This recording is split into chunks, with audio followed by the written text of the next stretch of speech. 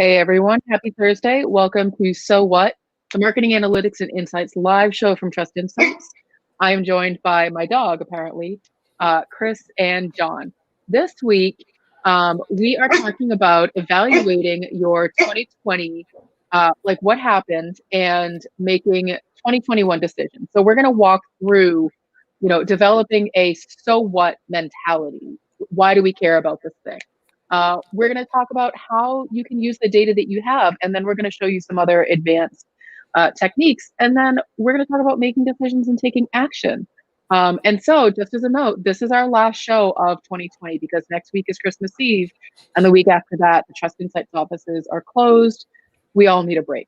So, please enjoy our last show of 2020. Chris, what's on tap first?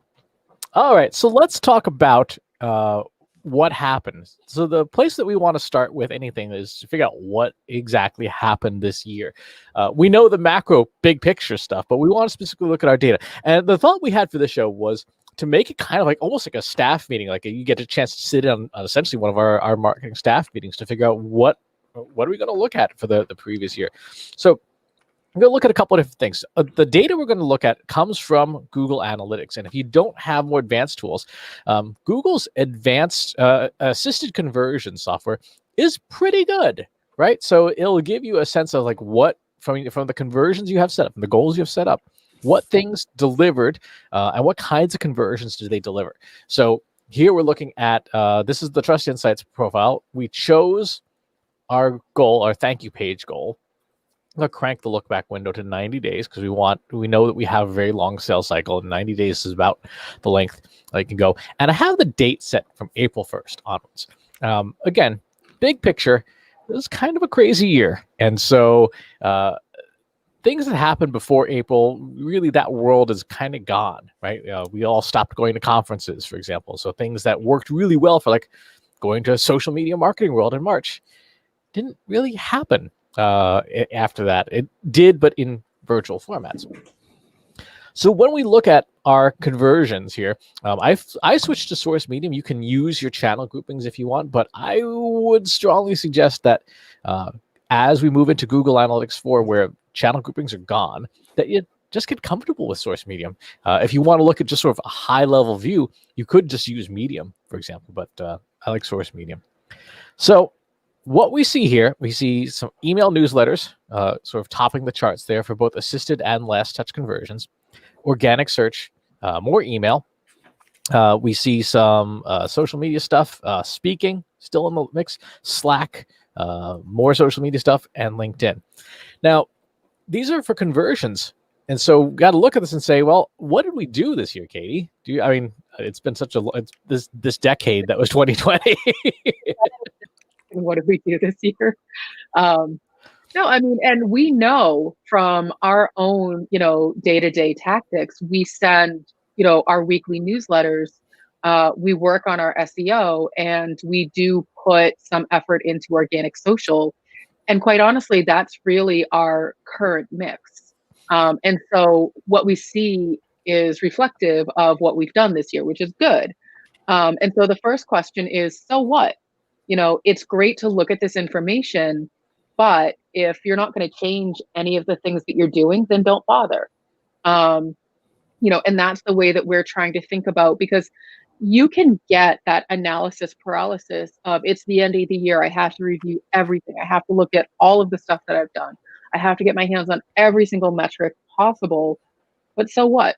Are you going to do anything with that information? Are you going to make decisions? Are you going to change course? Are you going to set budgets? If you're not, then save yourself the headache and don't do that. Don't look at that information. Like it's, or if you just have time, like the nice to haves, that's great. But making the hardcore decisions, don't bother. So with this, Chris and John, what I would probably say is we're doing pretty good on Google Organic. There's more that we could be doing. We definitely want to keep all of our newsletters at the cadence they're at. And then we probably want to do a little bit more with social, put a little bit more of a concerted effort behind it. The thing we know we're not doing is we're not running any paid ads. So to see that pop up would be odd. So that might be something that we might consider doing moving into the new year. Yeah. The other thing I want to call out is Google provides a ratio here of assisted to last touch. And essentially the number of assisted conversions divided by the number of last touch conversions. That number tells you a little bit about the messaging on that channel. Is that channel a transactional channel where that's the last thing that nudges somebody over the finish line, or does it play a role earlier in the customer journey? And what we see here is there are some channels like this one here. My social media, my personal social media, has a ratio of 4.5. So it helps many more conversions than it is the last nudge across the finish line. So from that perspective, I should be thinking about, okay, maybe instead of sharing book an appointment with John Wall right now, maybe I should be sharing more of just like Trust Insights blog content, since clearly that's an introductory channel. That's a channel where it's not the last thing somebody does. On the other hand, when I look at my Almost Timely newsletter, that's a 0.7. That there's more conversions happening towards the end. So that's the place where it's like, yeah, book a call with John Wall right now, because clearly people there in that channel, they know who we are. They know, they're willing to do some conversion. Where I think it gets interesting is when it's about even, like Slack down here. Slack is about even on the total number of conversions. So that's one where we have to do some more testing, I think, to say like, okay, is it better suited as a conversion channel? Or is it better suited as an awareness channel? And the real challenge with that one is the fact that you can have a direct messaging session with somebody and I actually get them to close a deal, and none of that will ever show up in here because you're not clicking through to a website and stuff. So there's some oddities there. But you're right, we don't do any paid. I'm honestly surprised in this map, the very basic map, that more social stuff isn't showing up. And a big part of that is because this doesn't take into account all the different ways that somebody can interact with us. So for that, we would use a technique that we call Markov chain modeling. And what this does is it allows us to see those two types of conversions, merge them together and say, okay, what was the most important thing that that pushed people over the finish line? So we see here again, Almost Timely in the headlights, email. We're pretty clear on this. This is this so far passes a sniff test. Interestingly, Facebook shows up now as number 5 because apparently it's playing such a significantly greater role on awareness that it doesn't even show up in Google's version of this, but it's number 5 on our chart. And so the question I have there is, we don't really do much with Facebook, do we? Well, we're live on Facebook right now. Yep, exactly. And I think that's probably some of what's happening. We see LinkedIn there as well. We see our Slack, Twitter is in there. And then we see some other stuff. We see Marketing Over Coffee towards the middle. We see the IBM community in there. We see Business Wires and Talkwalker, our partner Talkwalker. So when you use a more advanced attribution model, you get a better sense of, okay, what's really going on under the hood. And from this, I would say, we are probably doing okay with social. If I go to just a channel level view, social is actually the second largest converting channel above organic. And to me, that says, yeah, we really need to work on our SEO. Organic, yeah. Well, and the other, Go ahead, John. You were going to say. No, it's just organic. I mean, that just jumped right out at me. Because we see a lot of clients where that organic is their number one and by a long shot. And that's usually the first thing we're telling people is like, buddy, you can't have your whole breadbasket relying on Google not changing the algorithm this week. It's true. And the other thing I wanted to point out, Chris, if you go back to the other view of this chart, is one of the things that we do to sort of help bring that awareness is we cross post on all of our different properties. And so seeing Marketing Over Coffee on there makes sense because John does throw out those links to Trust Insights, either through his social channels or through his newsletter.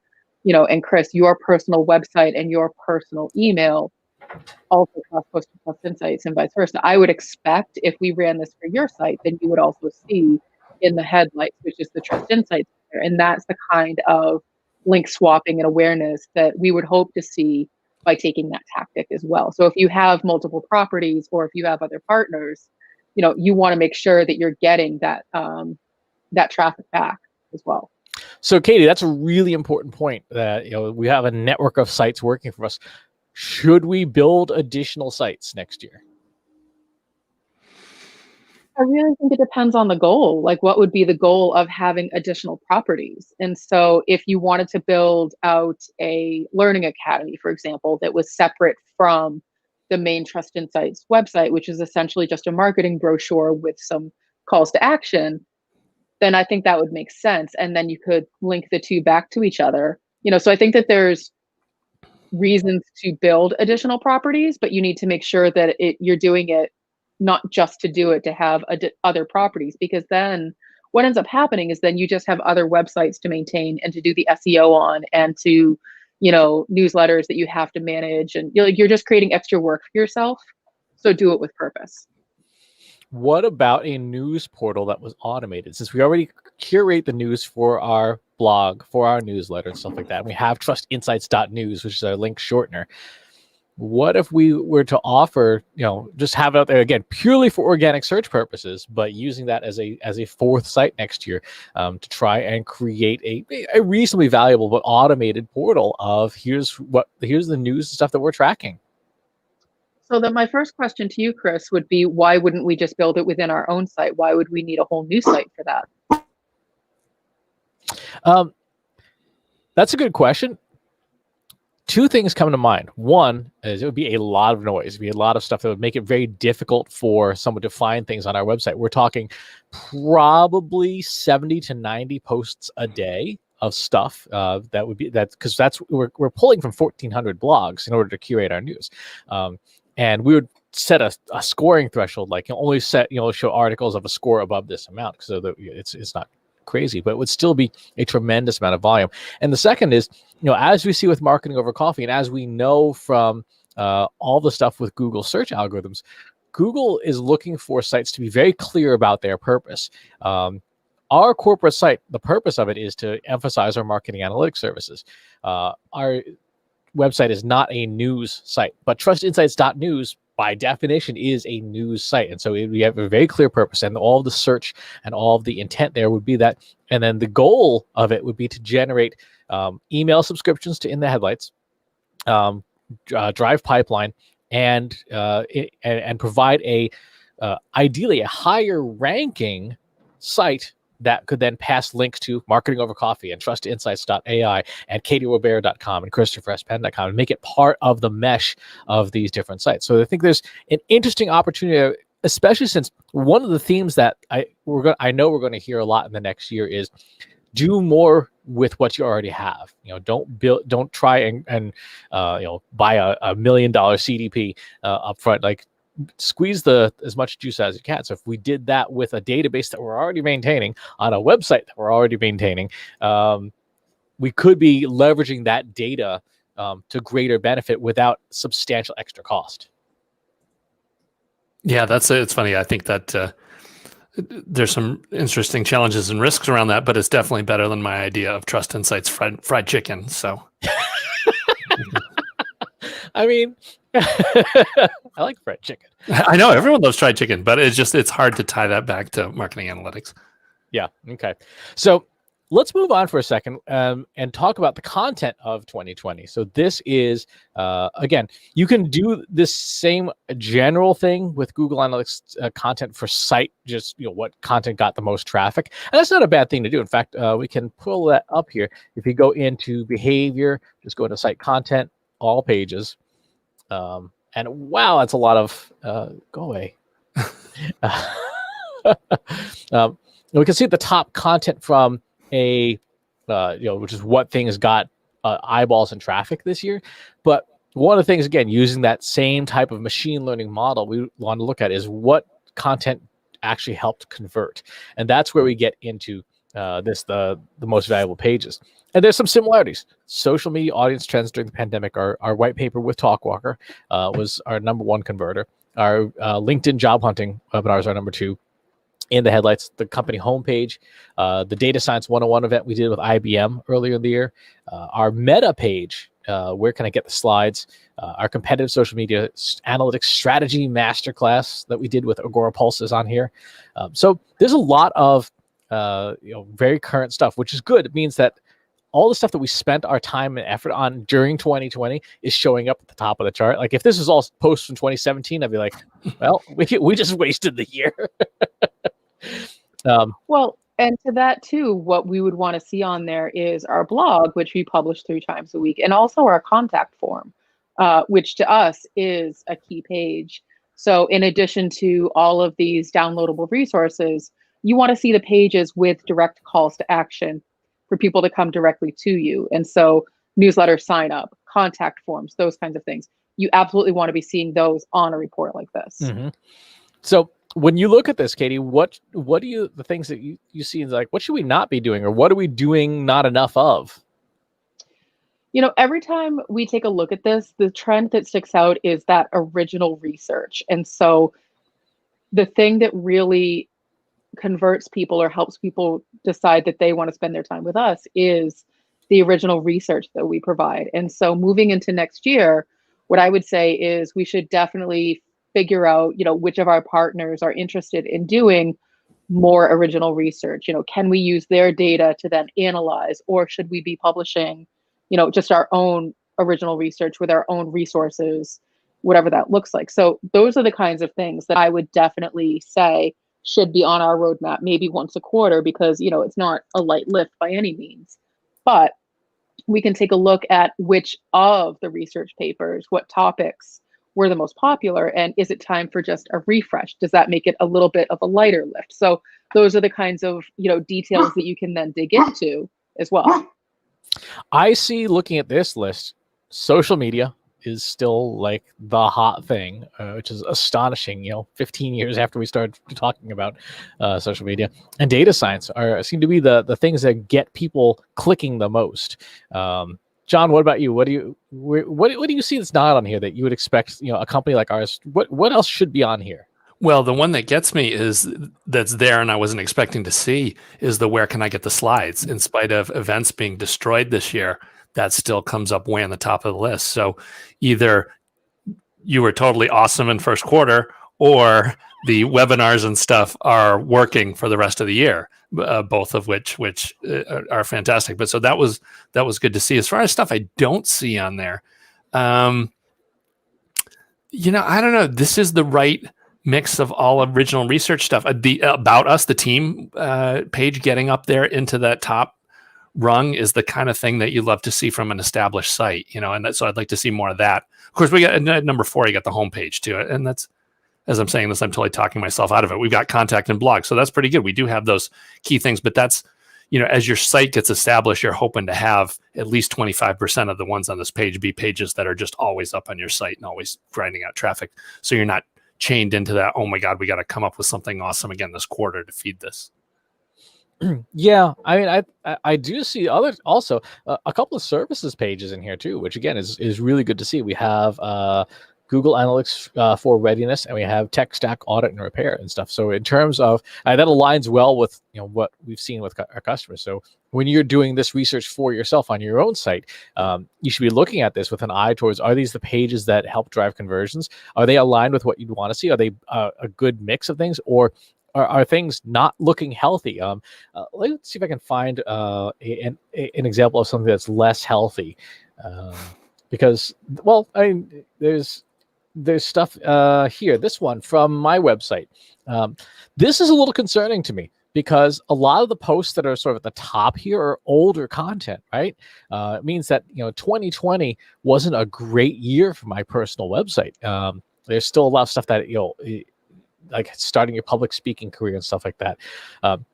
The two concerns I had there: one, I'm not a speaking coach, right? That's not what I do. And yet people are going to these pages to find it. So yes, those pages may be well optimized for those search terms, but they also may be irrelevant and attracting the wrong audience. And two, again, there's not a lot of 2020 content on here. So it's like, I think from a personal perspective, I might have a problem on my site. Well, and I think the other thing that as you're evaluating, you know, what pieces of content, you should also start sort of thinking about how much time am I spending creating this content? And so, you know, Chris, I know that you've talked about your daily process in terms of creating your blog every day. And so if it's, you know, 10 minutes a day, then it's probably not that big of a deal. And you can just sort of pivot some of the topics. But if you're spending hours a day trying to publish a new piece of content, daily or weekly or every day or whatever it is, and it's not showing up, then you have an even bigger problem. So in addition to evaluating which content, also think about the time spent. Are you doing tons of research? Are you paying, outside writers? Maybe it's time for some guest posts. Who knows? Yeah, I mean, I'm thinking, looking at this, as much as I enjoy doing it, it might be time to sunset the US Guy Answer series, because again, it's not the top of the charts here. And maybe, re-looking at that, from a strategic and data perspective, it doesn't look great for that series. Well, and I think you also have to evaluate, how that type of information gets disseminated. Do people have to go to your website to get the full content, or can they just see the full content on a different social media channel or on your YouTube channel, so they can bypass your website altogether? So those are all considerations in terms of your strategy. That's a really good point, because when I look at the digital customer journey from my site, YouTube definitely is in the top 10, which means that, there could be a substantial amount of content consumption there. And that's violating one of our first rules of social media, which is never build on rented land. You should always be building your best stuff on your site. So it might be 2021 might be at least from my personal website, the return of the blog, and then possibly, looking at pivoting away from building on Google sites, building on Facebook sites and things, still doing stuff like live streams and things. But, and that's something that we have to give some thought about for Trust Insights too. How much are we building on our site versus how much are we building on other people's properties that we don't own, we have no control over? I mean, that makes a lot of sense. And, one of the things we always tell people is really focus on the digital channels that you own. And so that's your site, your content, your blog, your newsletter. I've seen a lot of people who will post these like long-winded novels on social media, and that never makes it back to their website. And so people don't have to go to a website in order to get the information they need. It's all on Instagram or it's all on Facebook. And then those sites are getting all of the, credit or juice or whatever you want to call it. Yep. Yeah. In fact, we had lunch with somebody earlier this year. It was, they were posting like 12-page like diatribes on Facebook. We're like, shouldn't that be in like an email newsletter or something? So for 2021, then what are we thinking about? So we've had a chance to review our content. We've had a chance to review our channels. What is the mix? What are you thinking, Katie, in terms of the where we should take the company from an external marketing perspective? I think one of the things that we've done this year by choice is we have streamlined our blog. So we do it 3 times a week, but it's either automated content or it's recycled content, meaning that the blog on Wednesday is just a posting of the podcast, and the blog on Friday is a posting of this live stream, and the blog on Monday is a roundup of curated news articles. And so we're actually actively not taking a lot of time to do our blog anymore. We're focusing more on that original research. We're focusing more on video content. And so that might be something to evaluate, because what we see on that most valuable pages is just blog. And then we see a couple of individual blog posts, but for the most part, it's all of our resources and services that are driving those conversions. And so we either have to make the choice of we continue to automate most of our blog, or we spend a little time and do some testing to see if original content on the blog would drive more conversions. And if not, we go back to just automating all of it. Yeah. So how are we going to approach this? So what's our first steps, do you think? I think our first step is to put together some kind of a content calendar. What the heck do we want to even write about? And that's where we would pull in some of that SEO data to see what are we currently known for versus what do we want to be known for. So there's, you want to use that information to optimize your website, but you also want to reserve some of that information if you're going to be creating a content calendar, so you're not competing against yourself for the same terms. And so that's where I would start, is I would start to figure out, one, how much time do we have to dedicate to creating original blog posts every week? There is a reason why we stopped doing it and moved to the methodology that we're doing now. So do we have that time back? Did it magically suddenly appear again? So that's question number one. question number 2 is what the heck do we want to write about? And can we look back at older blog posts to see what was working to start to figure out what we want to do moving forward? And then number 3 is we just have to do the thing. We have to write it. One of the things that sticks out to me that, you know, if we're going to go way back in time here to 2008. Our friend and former CEO Todd Deffrin had coined the term content optimization way back then of saying, like, take a piece of content, blow it up into a bunch of little pieces. And it occurs to me that we have not really, we do create a lot of that content every week already. If you read the Trust Insights newsletter, you've got an original blog post functionally at the top of every newsletter, and you've got a piece of original research in every newsletter. Maybe one of the things we think about is, you know, going back and changing our process to say the newsletter goes out on Wednesdays, and that's the exclusive for people who subscribe to the newsletter, which you can get at trustinsights.ai/newsletter. And then maybe the following week, that cold open becomes a blog post, and then maybe the following week, that last week's data, which is kind of like, you know, it's like fish, you know, it's best when it's fresh, becomes a blog post of its own, because it is keyword rich and we're doing the research anyway. And maybe that's an opportunity, especially since we don't really have you and John involved in the content production process as much. Maybe it's an opportunity for you to take the content from the newsletter and then append it and, you know, add your own interpretation to it, and, you know, that becomes the blog post the following week. Again, we're not trying to drastically increase the amount of work we'll have to do. We're trying to repurpose the stuff that's already there. But maybe that's part of the testing plan, to say, how do we take these engines that we've already built and put a body and some seats and a steering wheel on them? I think that that's a smart approach, and that's a smart approach for any organization who is spending the time to create that original content. So think about, where can people get it exclusively versus where can they get it, you know, anyone can get that access to that information. And is there an opportunity, you know, to repurpose some of that information? Now, John, I know you don't have a blog on the Marketing Over Coffee website, but you do send out a newsletter, and, you know, people who have subscribed to the newsletter obviously get all of the content when you send it. But maybe, you know, it's an opportunity to post older editions of the newsletter or snippets of content from those newsletters, you know, originally seen in newsletter edition, whatever it is, sign up here. And so maybe that, you know, for a site like yours that doesn't have a blog, but you have a website and content, that might be an opportunity. And so just sort of thinking through, Chris, building on that idea of repurposing work you've already done, how can people do it in all different kinds of scenarios? And so obviously, you know, I'm calling out Marketing Over Coffee because the site functions differently than the Trust Insights website, but that doesn't mean you can't take the same kind of approach.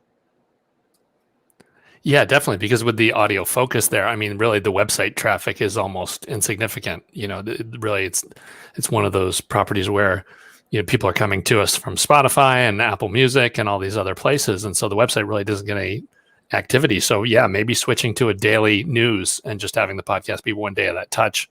That's another interesting angle to explore. But I don't know, in my mind, the data is pretty clear that fried chicken is where we need to be going. So just to play crazy senior executive today, that's my... What about the vegans? Yeah. There's vegan chicken. Sure. If you ever watch, you know, Sean Evans' Hot Wings, you know, the Hollywood stars who are vegans, like, they get the vegan wings. It's like a ball of something on a stick. And it is on a stick. It has like a faux bone. Yeah, it could be. You guys are making this sound so incredibly appetizing. I think that means that we are coming to the end of our last episode for 2020. We will be back the first week of January 2021. But yeah, I think that we have done our own testing with this live show to see. And I think, Chris, what you were just showing in our customer journey is that by going live on Facebook and other channels, those channels are bringing more awareness, which is great. That's where we want social media in our customer journey. Exactly. So we have that there. We are going to try and squeeze more out of the content we're already creating, you know, atomizing it, splitting it up, and things like that. I would say for anybody who is looking at the content that you're creating and trying to figure out, because you're going to be asked next year, how can you do more with less? How can you get more juice for the squeeze. If you've got a piece of anchor content like a live stream or a podcast or a newsletter, in our case, how can you split that up, not sacrifice quality, in fact, increase the quality of your anchor content, and then break it up into pieces so that's more easily distributed in shares? I think that would be a sensible way to scale some of the stuff. And that way we'll still give you time to produce those big hero pieces of content once a quarter or maybe once a month. Mm-hmm. I agree. I think that's sound advice. Do more with less. Good luck. Do more with less, or just do more. Thanks to everybody who has been part of the show this year. We have had a great time doing it with you. And please feel free to stay tuned in. We hope you have a safe and happy and healthy holiday season, and we'll see you all in 2021. Thanks for watching today. Be sure to subscribe to our show wherever you're watching it. For more resources and to learn more, check out the Trust Insights podcast at trustinsights.ai/TI podcast and our weekly email newsletter at trustinsights.ai/newsletter. Got questions about what you saw in today's episode? Join our free Analytics for Marketers Slack group at trustinsights.ai/analytics for marketers. See you next time.